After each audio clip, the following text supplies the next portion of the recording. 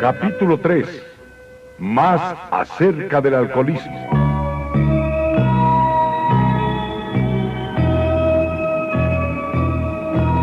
La mayoría de nosotros hemos estado remisos a admitir que éramos realmente alcohólicos. A nadie le agrada pensar que es física y mentalmente diferente a sus semejantes. Por lo tanto, no es extraño que nuestras carreras de bebedores se hayan caracterizado por innumerables y vanos esfuerzos para probar que podíamos beber como otras personas. La idea que, en alguna forma, algún día, llegará a controlar la manera de beber y a disfrutar bebiendo es la gran obsesión de todo bebedor anormal. La persistencia de esta situación es sorprendente. Muchos la persiguen hasta las puertas de la locura o de la muerte. Llegamos a comprender que teníamos que admitir plenamente en lo más profundo de nuestro ser que éramos alcohólicos. Este es el primer paso hacia la recuperación. Hay que acabar con la ilusión de que somos como las demás gente, o de que pronto lo seremos. Nosotros los alcohólicos somos hombres y mujeres que hemos perdido la capacidad para controlar nuestra manera de beber. Sabemos que no hay nadie realmente alcohólico que recupere jamás ese control. Todos nosotros creímos a veces que estábamos recobrando el control, pero esos intervalos generalmente breves les eran inevitablemente seguidos de todavía menos control, que con el tiempo nos llevaba a una lastimosa e inexplicable desmoralización.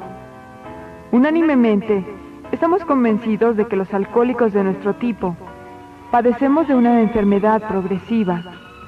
Después de cierto tiempo empeoramos, nunca mejoramos. Somos como individuos que han perdido las piernas. A estos nunca les salen otras. Tampoco parece haber ninguna clase de tratamiento que haga que los alcohólicos como nosotros seamos como la demás gente. Hemos probado todos los remedios imaginables. En algunos casos ha habido una recuperación pasajera, seguida siempre por una recaída más grave. Los médicos que están familiarizados con el alcoholismo están de acuerdo en que no hay tal cosa como convertir a un alcohólico en un bebedor normal. Puede ser que la ciencia lo logre algún día, pero todavía no lo ha hecho.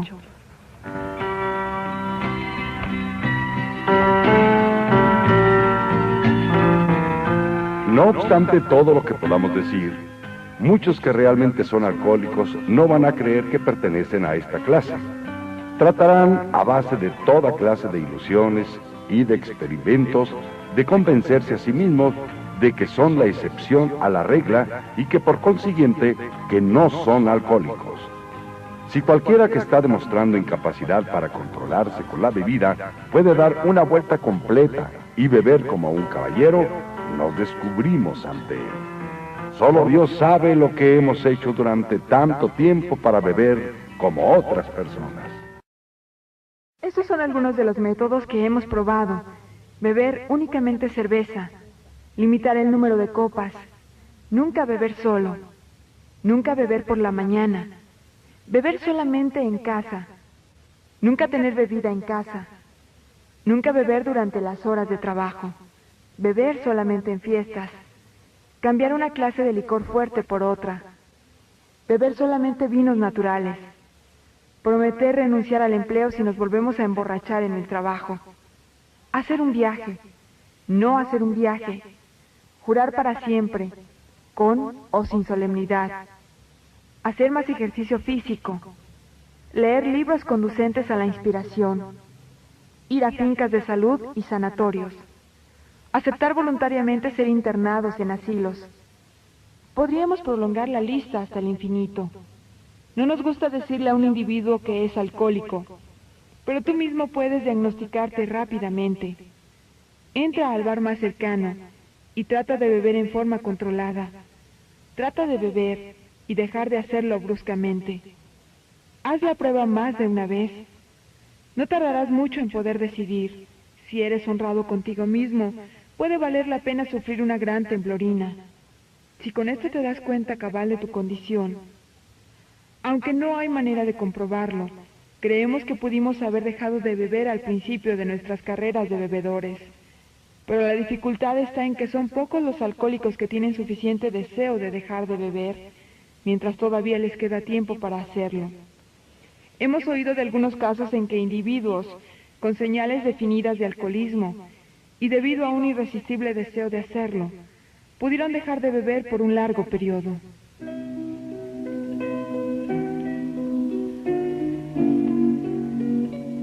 Uno de esos casos es el de un individuo de 30 años de edad que vivía en continuas parrandas. A la mañana siguiente de una borrachera estaba muy nervioso y se calmaba con más licor. Tenía la ambición de triunfar en los negocios, pero se daba cuenta de que nada lograría si seguía bebiendo. Una vez que empezaba, ya no tenía absolutamente ningún control. Tomó la decisión de no probar ni una gota hasta que hubiera triunfado en los negocios y se hubiera jubilado. Hombre excepcional. Estuvo seco hasta los tuétanos durante 25 años, retirándose cuando cumplía los 55 después de una carrera productiva y afortunada. Entonces fue víctima de una creencia que tenía prácticamente todo alcohólico, que su largo periodo de sobriedad y autodisciplina le había capacitado para beber como las demás personas. Se puso las pantuflas y descorchó la botella. A los 2 meses estaba en un hospital, confuso y humillado. Trató de regular su manera de beber durante algún tiempo, mientras experimentaba algunos internamientos en el hospital. Entonces, reuniendo todas sus fuerzas, trató de dejar de beber totalmente y se dio cuenta de que no podía. Estaba a su disposición todos los medios que podían conseguirse con dinero para resolver su problema.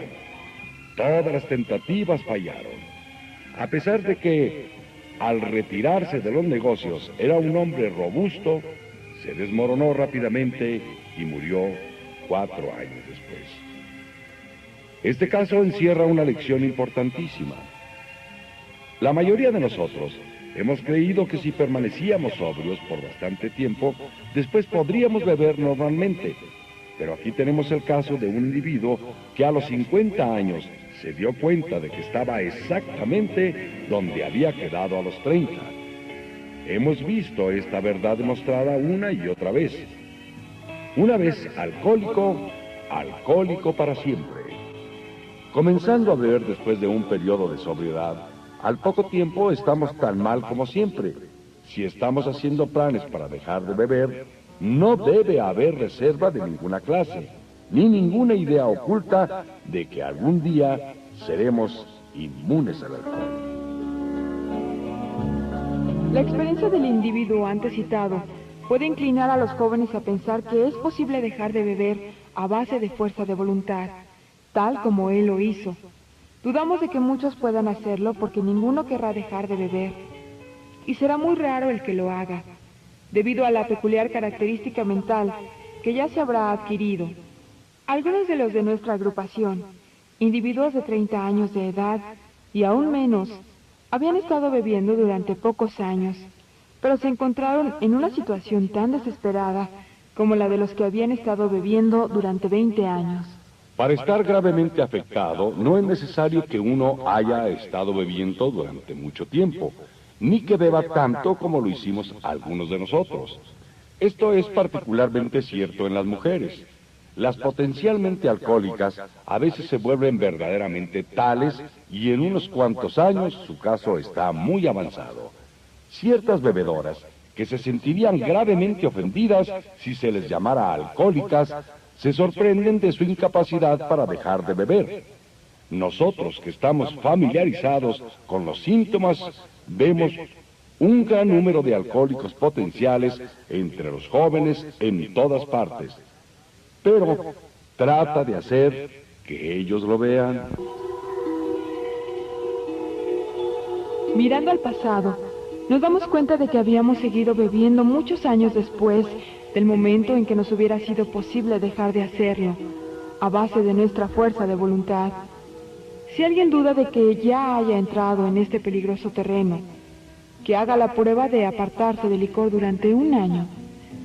Si realmente es un alcohólico y su caso está muy avanzado, hay escasas posibilidades de éxito.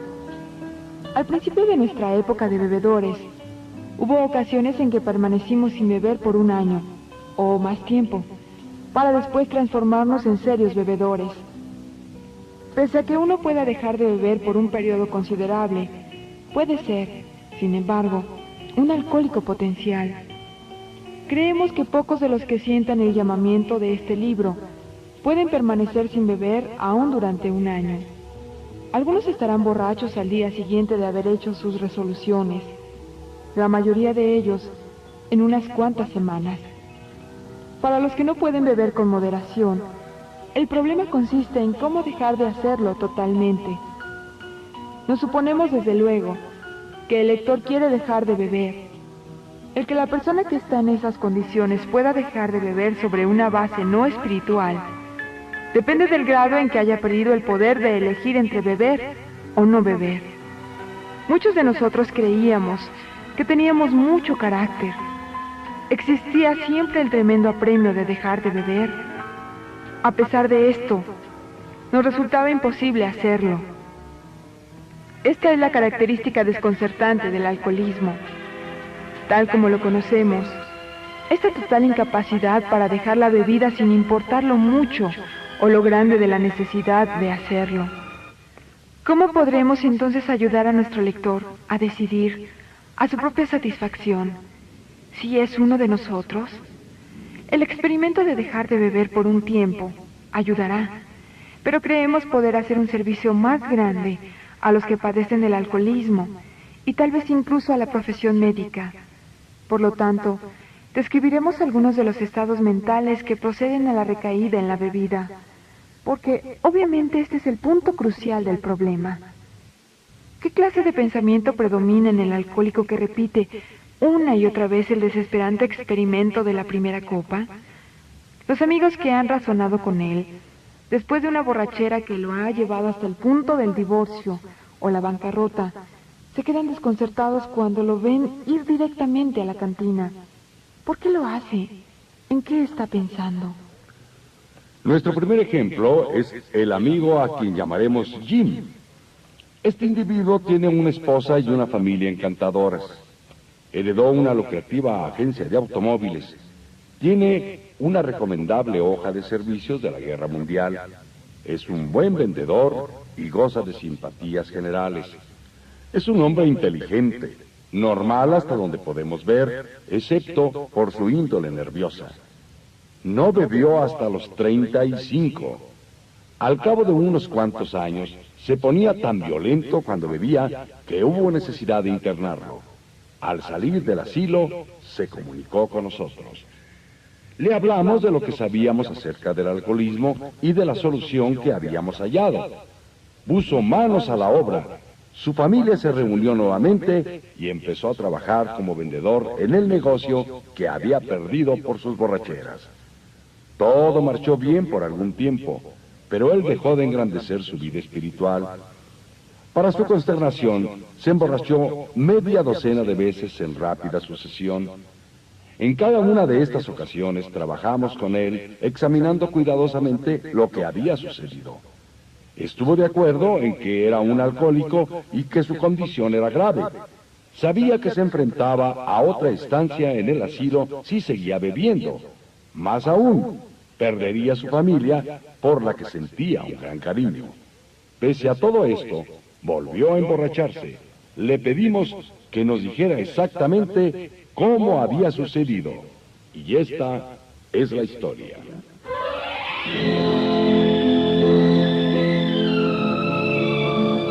Fui a trabajar el martes por la mañana.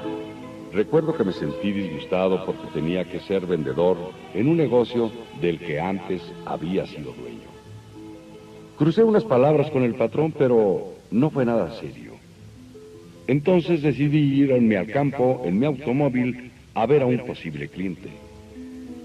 En el campo sentí hambre y me detuve en un lugar donde hay una cantina. No tenía intención de beber.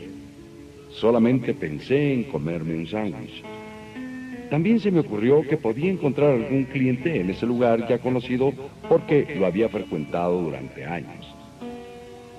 Me senté ante una mesa y pedí un sándwich y un vaso de leche. Todavía no pensaba en beber. Luego pedí otro sándwich y decidí tomarme otro vaso de leche. Repentinamente cruzó por mi mente la idea de que si le pusiera una onza de whisky a la leche, no podría hacerme daño teniendo el estómago lleno. Pedí el whisky y se lo eché a la leche. Vagamente percibí que no estaba siendo muy vivo, pero me tranquilicé pensando que estaba bebiendo el licor con el estómago lleno. El experimento iba tan bien que pedí otro y lo eché en más leche. Esto no pareció molestarme, así que lo repetí. Así empezó para Jim un viaje más al asilo. Existía ahora la amenaza del encierro, la pérdida de la familia y del empleo, sin mencionar el intenso sufrimiento físico y mental que la bebida le causaba siempre. Se conocía bien como alcohólico. A pesar de esto, eran apartadas fácilmente todas las razones para no beber en favor de la disparatada idea de que podía tomar whisky si lo mezclaba con leche. Cualquiera que sea la definición precisa de la palabra, nosotros la llamamos simplemente locura. ¿Cómo puede llamársele de otro modo a semejante desproporción en la capacidad para pensar cuerdamente? ¿Puedes creer que este es un caso extremo? Para nosotros no lo es, porque esta manera de pensar ha sido característica de cada uno de nosotros.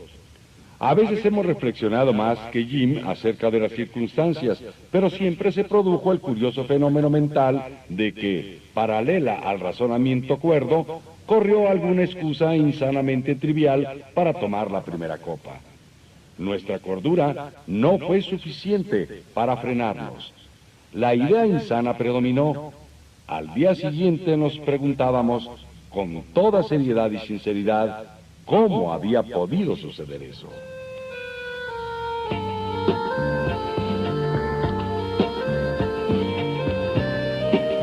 En algunas circunstancias hemos ido a emborracharnos deliberadamente, sintiéndonos justificadas por el nerviosismo, la ira, la preocupación, la depresión, los celos o cualquier otra cosa por el estilo. Pero aún tratándose de esta forma de empezar, estamos obligados a admitir que nuestra justificación por una bebetoria fue insanamente insuficiente, tomando en cuenta lo que siempre había pasado. Ahora vemos que cuando empezábamos a beber deliberadamente, en vez de casualmente, durante el periodo de premeditación, nuestra manera de pensar en lo que podrían ser las terribles consecuencias era poco seria o efectiva. Con respecto a la primera copa, nuestro proceder es tan absurdo e incomprensible como el del individuo. Pongamos por caso que tiene la manía de cruzar a media calle. Siente cierto placer en saltar frente a vehículos que van a gran velocidad. Durante unos años se divierte así, a pesar de las amistosas advertencias. Hasta aquí, tú lo calificarías como un tonto, con ideas raras acerca de lo que es divertirse. Más tarde, la suerte lo abandona y es lastimado levemente varias veces seguidas. Pensarías que aquel individuo, si es normal, no lo vuelva a hacer. Al poco tiempo, sin embargo, reincide y esta vez sufre una fractura de cráneo. Después de una semana de salir del hospital, le atropella un tranvía y le rompe un brazo. Él te dice que ha decidido dejar de cruzar a media calle de una vez por todas, pero a las pocas semanas le rompen las dos piernas. A través de los años continúa esta conducta, acompañada de sus promesas de ser cuidadoso y de alejarse de la calle del todo. Por fin, ya no puede trabajar. Su esposa se divorcia de él y queda en ridículo ante todos. Trata por todos los medios imaginables de quitarse de la cabeza la idea de cruzar a media calle. Se encierra en un asilo con la esperanza de enmendarse. Pero el día que sale, topa con un carro de bomberos y le rompe la columna vertebral. Un individuo como este tiene que estar loco, ¿no es así?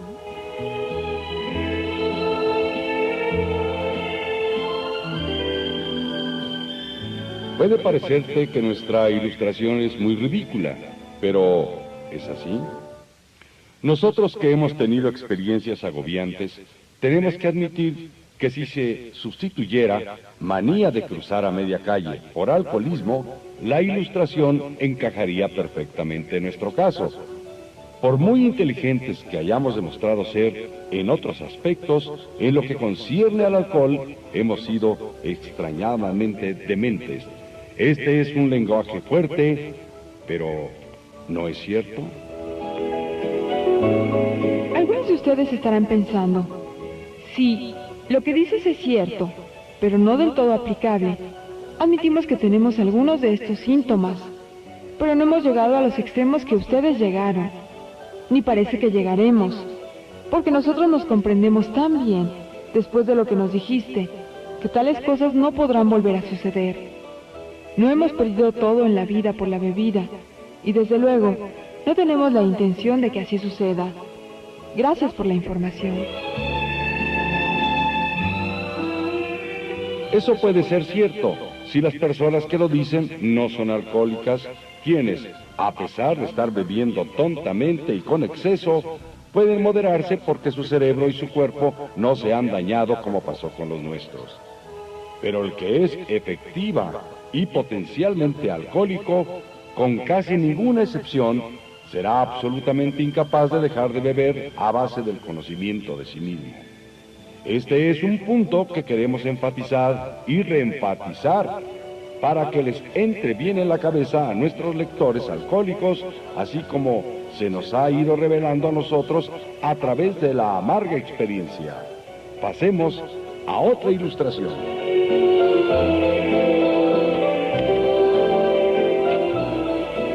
Fred es socio de una bien conocida empresa de contabilidad. Sus entradas son buenas. Tiene un magnífico hogar. Está casado felizmente y es padre de muchachos prometedores en edad de la universidad. Tiene una personalidad muy atractiva que hace amistad con todos. Si ha habido un hombre de negocios próspero, Fred lo es. Según todas las apariencias, es un individuo estable y bien equilibrado.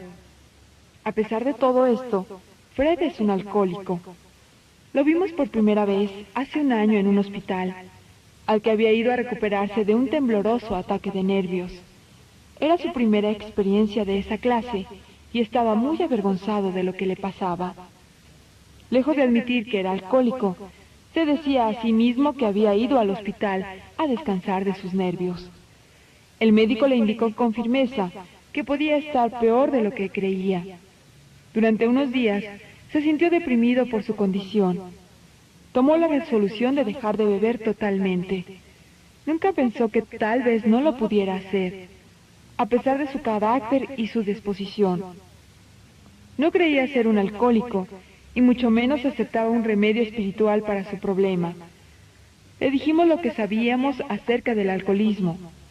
Se interesó y concedió que tenía algunos de esos síntomas, pero distaba mucho de admitir que no podía hacer nada por sí mismo. Estaba convencido de que esta humillante experiencia, unida a los conocimientos que había adquirido, lo mantendría sobrio el resto de la vida. El conocimiento de sí mismo lo arreglaría todo. No volvimos a oír a Fred por algún tiempo. Un día nos dijeron que había regresado al hospital. Esta vez estaba muy tembloroso. Pronto indicó que estaba ansioso de vernos. La historia que nos contó es sumamente instructiva, porque se trata de un individuo absolutamente convencido de que tenía que dejar de beber, que no tenía ninguna excusa para beber, que demostraba un juicio y una determinación espléndidos en todos sus otros asuntos, pero que a pesar de todo esto, era impotente ante su problema. Dejemos que sea él quien te lo cuente. Me impresionó mucho lo que ustedes dijeron acerca del alcoholismo y francamente no creí posible que yo volviera a beber. Aprecié en algo sus ideas sobre la sutil demencia que procede a la primera copa, pero tenía confianza en que no me podía suceder a mí después de lo que había yo ya sabido. Razoné que mi caso no estaba tan avanzado como los de la mayoría de ustedes. que había tenido un éxito excepcional en vencer mis otros problemas personales y que por consiguiente también tendría un buen éxito donde ustedes habían fallado. Sentía que tenía todas las razones para tener confianza en mí mismo, que solo era cuestión de ejercer mi voluntad y de mantenerme alerta. En este estado de ánimo me dediqué a mis negocios y todo fue bien. No tenía dificultad en rehusar las copas que me brindaban y empecé a pensar si yo no había estado complicando un asunto tan sencillo. Un día fui a Washington para presentar unos comprobantes de contabilidad en un departamento del gobierno. Ya me había ausentado con anterioridad durante ese periodo de abstinencia, así que no era nada nuevo. Físicamente me sentía muy bien. Tampoco tenía problemas o preocupaciones apremiantes.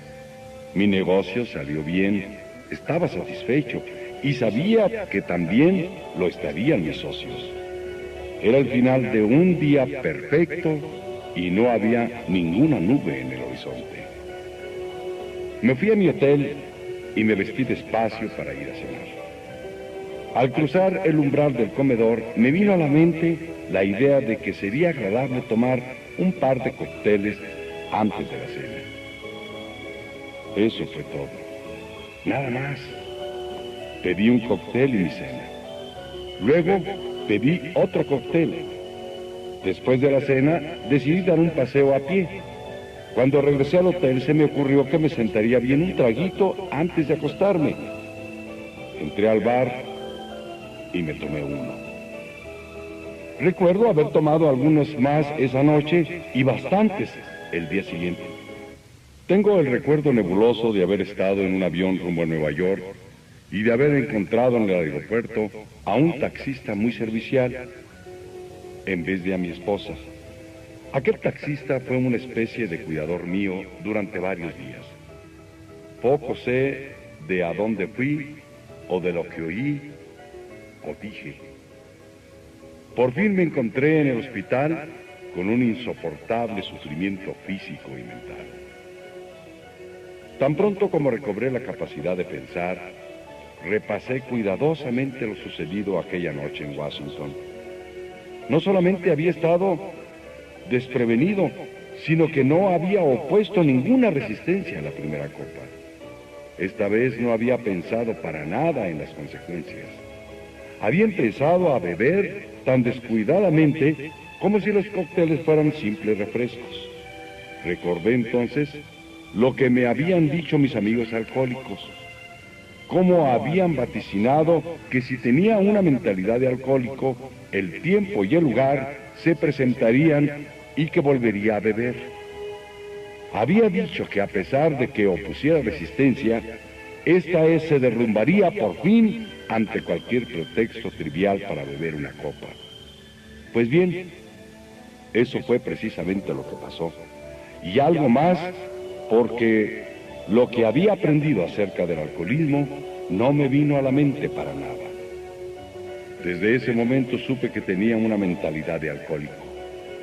Me di cuenta de que la fuerza de voluntad y el conocimiento de sí mismo no podrían remediar esas extrañas lagunas mentales.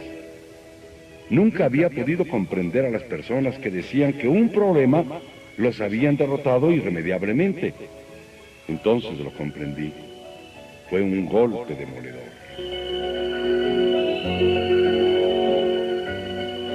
Dos miembros de Alcohólicos Anónimos fueron a visitarme. Sonrieron al verme, lo cual no me agradó mucho. Me preguntaron si esta vez ya creía que era un alcohólico y que estaba derrotado. Tuve que aceptar ambas cosas. Me dieron un montón de pruebas al efecto de que una mentalidad de alcohólico como la que había yo manifestado en Washington era una condición desesperada. Citaron por docenas casos basados en su propia experiencia. Este procedimiento apagó la última llama de la convicción de que yo mismo podía realizar la tarea. Entonces delinearon la solución espiritual y el programa de acción que 100 de ellos habían seguido con éxito. A pesar de que solamente había sido miembro nominal de una iglesia, sus propuestas no me eran difíciles de aceptar intelectualmente, Pero el programa de acción, aunque enteramente sensato, era bastante drástico. Quería decir que tendría que arrojar por la ventana varios conceptos que había tenido toda mi vida. Eso no era fácil.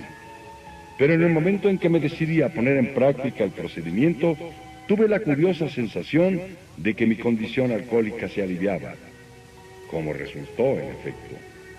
Más importante fue el descubrimiento de que serían los principios espirituales los que resolverían mis problemas. Desde entonces, he sido conducido a un modo de vivir infinitamente más satisfactorio y espero más provechoso que la vida que llevé antes.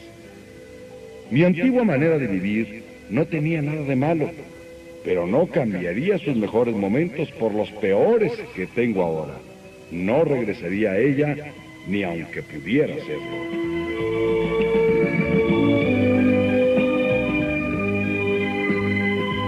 La historia de Fred es elocuente por sí misma.